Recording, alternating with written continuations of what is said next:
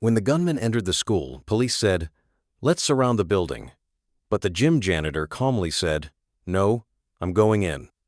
At that moment, nobody knew that man had led SWAT teams for 15 years. Welcome to the last stand.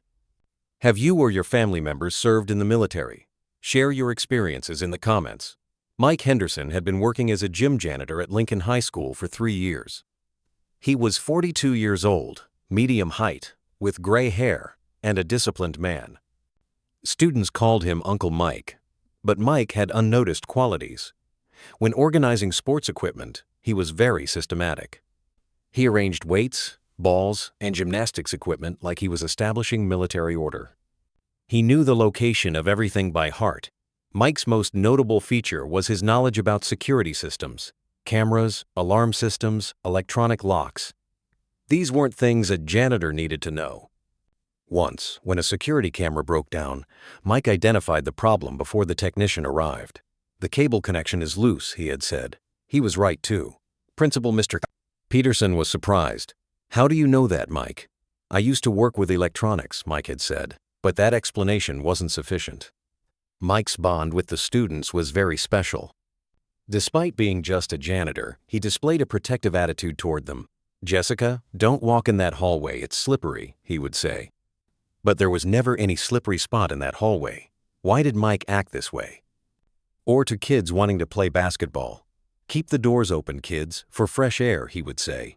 While it seemed like normal advice, it actually had a different purpose. Mike was constantly observing. Which kid would be where at what time? Which teacher would be in class at what hour? It was like he was constantly conducting security assessments. Despite being 42 years old, Mike's physical condition was excellent. He could carry heavy gym equipment by himself, but the technique he displayed while doing this was very professional. Once, there was a problem with the basketball hoop. 3 meters high, heavy metal structure. Mike didn't want a ladder. He climbed using the support points on the wall. His movement style was that of a soldier. "Where did you learn these techniques, Mike?" asked Coach Williams, the PE teacher. "I used to climb a lot when I was young," Mike had said. But this wasn't a satisfying explanation either. Monday morning, October 15th, Mike arrived at work at 6:45 a.m., early as always. But that morning he felt something different. His instincts were sounding alarms. While cleaning the gym, he looked out at the parking area. There was an unfamiliar vehicle, black SUV, tinted windows, license plate covered. Under normal circumstances, nobody would notice, but Mike was different. He went to the security office and checked the cameras. The vehicle had been there since 5:30 a.m., 1 hour and 15 minutes. Too long a time. Why did Mike get bothered by these kinds of things? Why was a normal janitor so paranoid? When students started arriving at school, Mike was watching them more carefully than usual. He was checking every new face, evaluating every behavior. At 8:15 a.m., something caught his attention. 3 people entered through the main entrance. They appeared to be student age, but something was wrong. Their movement patterns, body language, looks. Mike recognized these signs, but from where? These 3 people went straight to the administrative office. Normal students usually went to their classrooms. Mike followed them. Mike tracked the trio through security cameras. They were talking with Secretary Mrs. Martinez in the administrative office. It looked like a normal registration process. But Mike's eyes caught the details. All 3 had very heavy bags. Their walking style was also aggressive. And most importantly, they were constantly checking the exits. Mike's instincts weren't wrong. These men were dangerous. At 9:00 a.m., the bell rang and classes began. The trio was still in the administrative office. How should Mike evaluate this situation? Could he go to the principal and say, "There are suspicious people"? At 9:30 a.m., the terrible thing happened. Shouting sounds came from the administrative office. Then, the sound cut off. Then a strange silence. Mike immediately took action. He ran to the security office and checked the cameras. The scene he saw froze him. The 3 people had now put on masks and had weapons in their hands. Mrs. Martinez was sitting in the corner in fear. Principal Mr. Peterson was standing with his hands up. Mike's heart raced, but automatic procedures kicked in his mind. protocols he hadn't used for years but had never forgotten. Mike immediately took out his cell phone and called 911. 911 emergency line. There's an armed attack at Lincoln High School. 3 people, weapons present, staff taken hostage. This is Mike Henderson. I'm inside the building. We understand, sir. Police are on the way. Hide in a safe place and... Mike hung up the phone. It wasn't time to hide. He opened his special locker in the gym. There was a bag inside that nobody had known about for 3 years. Old radio, building plans, first aid supplies, and other important things. While watching through cameras, he understood the hostage-taker's plan. All 3 had different duties. Leader, who had removed his mask. Providing main control, giving commands. Second man, controlling hallways, gathering classrooms. Third man, controlling communications, collecting phones. This was a professional operation. Planned, organized, dangerous. Worst part, they were gathering students at 3 different points: library, cafeteria, and gym. Exactly where Mike was located. 15 minutes later, police sirens were heard. Mike looked out the window. SWAT vehicles, ambulances, fire department. A complete operations center was being established.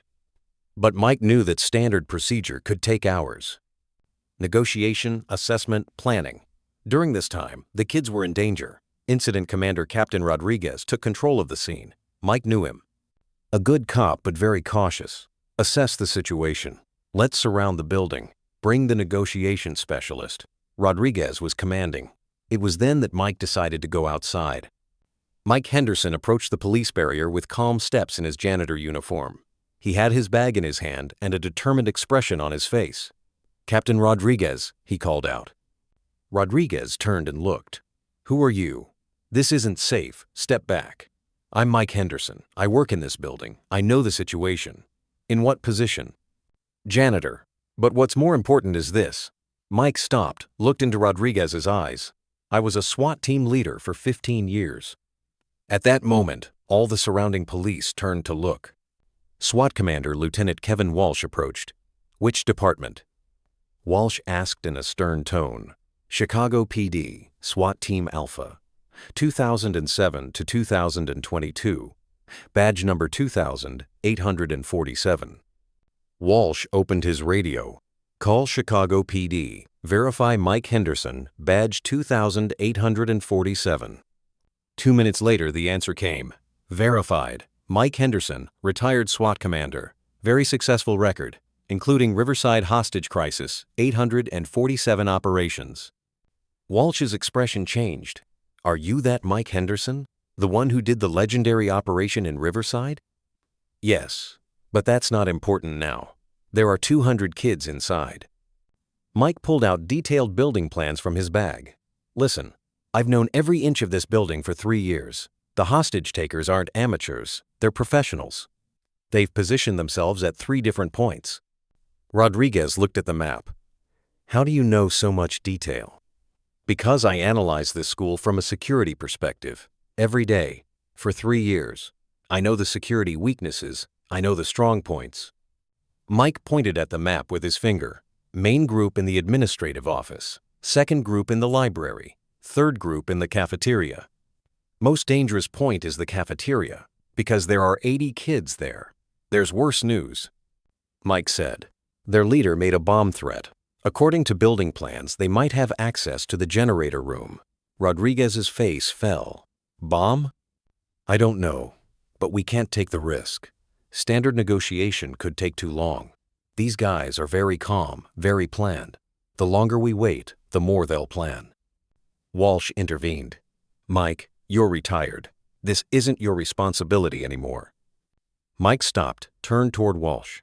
"Kevin, there are my kids inside. I've seen them every day for 3 years. Jessica, Tommy, Sarah. I know all of them. This is my responsibility." Rodriguez was experiencing indecision. Mike's experience was undeniable, but procedures were clear. "Mike, I have to act according to the rules. Standard procedure." "Standard procedure puts 200 kids' lives at risk," Mike interrupted. "I'm offering you an alternative." "What's that?" "I'm going inside. I know this building blindfolded. The hostage takers don't know me. They won't suspect. I'll gather intelligence, clarify positions. Walsh intervened. Too risky, Mike. If you get caught, everything gets worse. Or we do nothing and allow kids to die. Rodriguez thought for a long time. Mike's experience was undeniable. The Riverside operation in Chicago was truly legendary. 6 hours of negotiation, 23 hostages, resolved without any casualties. Okay, Mike, but I have conditions. Tell me. Intelligence only, no intervention. Report back. Come out. Deal? Mike nodded. But both knew that situations could change inside.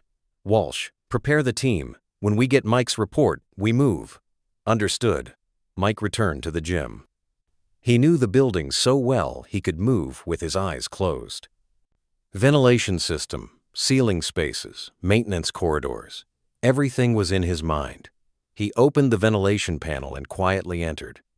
After 15 years, he was on a covert operation again. While moving through the ceiling spaces, sounds were coming from below. He heard one of the hostage-takers' walkie-talkie. Alpha, situation normal. Bravo, cafeteria secure. Charlie, library under control. This confirmed it was a professional gang. Mike reached a position close to the administrative office. He could see below through a ceiling window.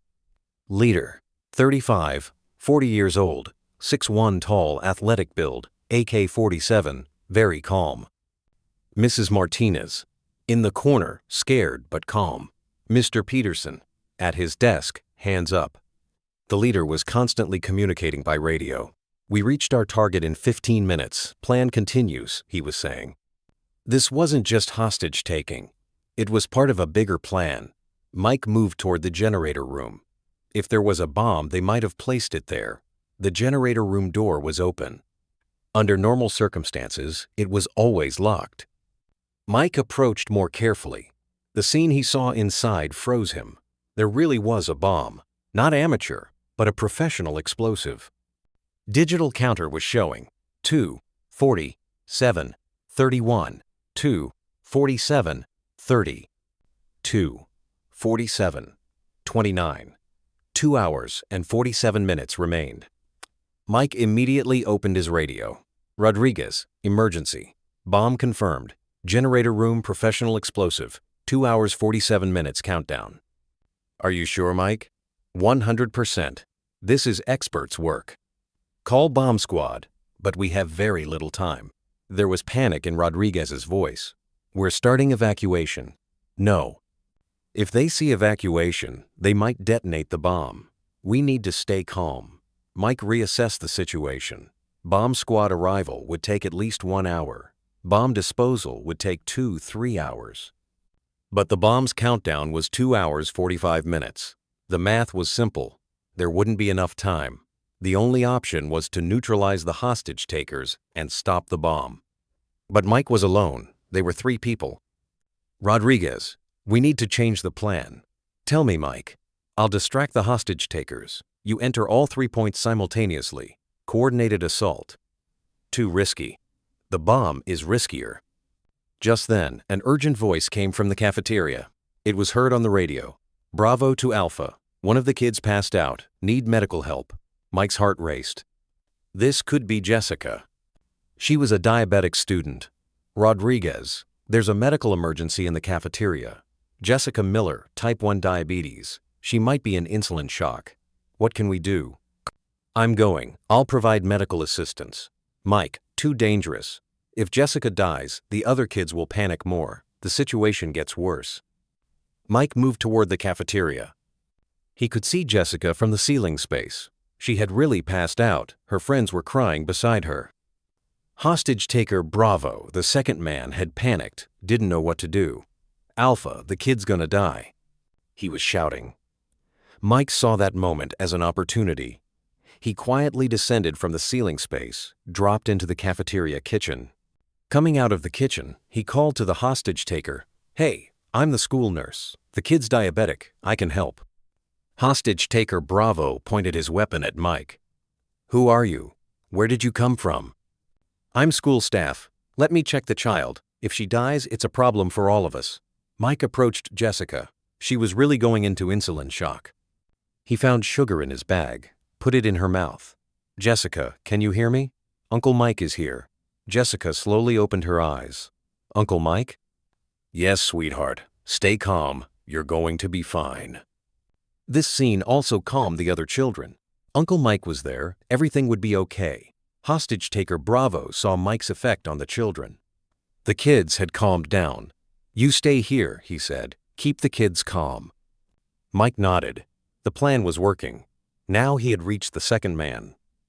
He reported to Rodriguez by radio. Positioned in cafeteria. Bravo trusts me. Kids are safe. Excellent, Mike. We're preparing for other points. But Mike's mind was on the bomb. 2 hours, 20 minutes remained. Even if he neutralized the hostage takers, who would defuse the bomb? Mike remembered his own SWAT background. He had received basic bomb knowledge but wasn't an expert. But maybe. Rodriguez, how far is bomb squad? 45 minutes. Bomb countdown is 2 hours 20 minutes. They might make it. What if they don't? Mike was quiet for a long time. I'll try. Mike formed his final plan. First, neutralize hostage, taker Bravo. Second, coordinated assault on other points. Third, focus on the bomb. Rodriguez, coordinated entry in 3 minutes. I'm handling Bravo. Understood. All teams ready. Mike looked at Jessica. Sweetheart, close your eyes and count. Count to 10, then open them. Jessica nodded.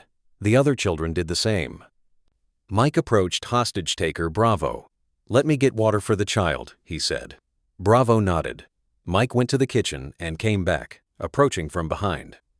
Using old SWAT techniques, he applied pressure to the neck point. Bravo quietly passed out. At the same time, Alpha teams entered the administrative office. Charlie teams entered the library. Bravo teams entered the cafeteria. The operation was completed in 2 minutes. All 3 hostage takers were neutralized. The hostage takers were handled, but the main problem continued. The bomb was still counting down. 1, 47, 22. Mike ran to the generator room. There was no time to wait for bomb squad arrival. He examined the bomb. Classic C4 explosive, digital timer, 3 different wires. Red, black, white. Mike tried to remember his old training. Which wire? Wrong choice equals instant explosion. Mike called bomb squad by radio. This is Mike Henderson, retired SWAT. I'm describing the bomb situation.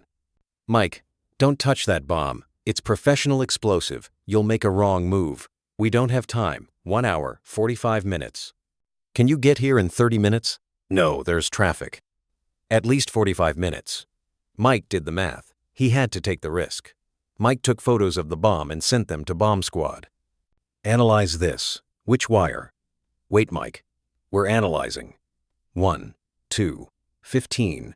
1, 2, 14. 1, 2, 13. Mike, cut the black wire. But be very careful. Don't shake. Don't breathe. Mike found the black wire. His hands were trembling. After 15 years, he was making a life or death decision again. He cut the wire. The countdown stopped. 0, 58, 47. Mike breathed. The bomb was stopped. Hostage takers were neutralized. Kids were safe. When he came outside, Rodriguez and Walsh met him. Mike, this operation will go in the textbooks. Perfect planning, perfect risk management. The kids are safe. That's enough. That evening, Chicago PD called. His old commander, Captain Sullivan, was calling. Mike, we heard about today's operation. Would you consider returning to the department? We'll take you back with a promotion. Mike looked out the window at the school. Captain, the kids here need me. The next day, the operation was featured in national news. Headlines read, Retired SWAT Commander Saves School. But Mike declined all interview offers. I just did my job, he said. Jessica Miller's family came to visit Mike. Uncle Mike, you saved Jessica's life, said her mother. Jessica is my child, Mike said. I'll always protect her. School administration offered Mike a new position, security coordinator. Mike, you're not a janitor anymore. You're a child protection specialist. Mike accepted the offer. He was no longer secret. He would openly protect the children. As his first task, he installed a complete security system in the school. Cameras, alarms, protocols. Lincoln High School had now become the safest school. If these kinds of powerful stories appeal to you too, don't forget to subscribe to the Last Stand channel. We'll continue to bring you more hero stories every week. Mike Henderson still works at Lincoln High School today, but he's no longer a janitor. He serves as the school security coordinator, and students still call him Uncle Mike, but now they know why he's so protective. Tell us in the comments, do you know someone in your life who is quiet but strong like Mike? We want to hear their stories. And if you think more of these stories need to be told, hit that subscribe button. The SWAT spirit never disappears. It just waits until the right moment comes to emerge.